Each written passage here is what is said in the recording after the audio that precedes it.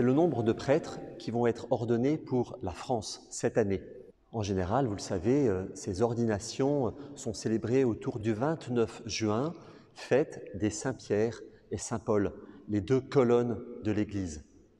Ces ordinations autour de l'évêque sont l'occasion d'une fête et d'un rassemblement de toute l'Église diocésaine, les familles des ordonnants, ceux et celles qui les ont accueillis dans les paroisses, ceux et celles qui les ont accompagnés pendant leur temps de formation, bien sûr l'ensemble des prêtres, les diacres, leurs épouses, des personnes de la vie consacrée. Bref, l'ordination est un moment important de la vie liturgique ecclésiale d'un diocèse.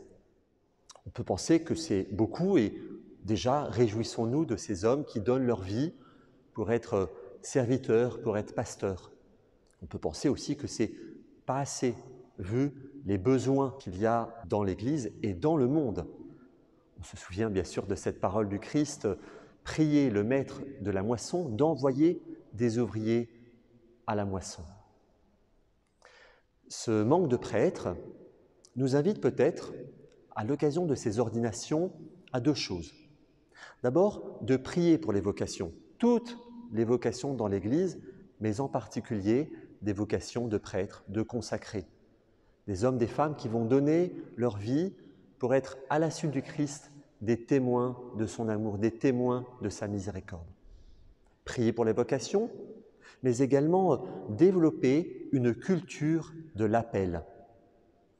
Appeler des hommes à la prêtrise, ce n'est pas seulement l'affaire de l'évêque, ce n'est pas seulement le souci de l'évêque. Ça doit être un souci partagé par toute la communauté chrétienne. Ainsi, chacun de nous peut, bien évidemment, après avoir discerné et dans une grande discrétion et en laissant une grande liberté à celui qu'on interpelle, poser la question à un jeune en disant « Est-ce que toi, tu as pensé à être prêtre ?» C'est sans doute en déployant cette culture de l'appel que chacune d'entre nous se sentira aussi davantage responsable et sans doute appelé et appelant.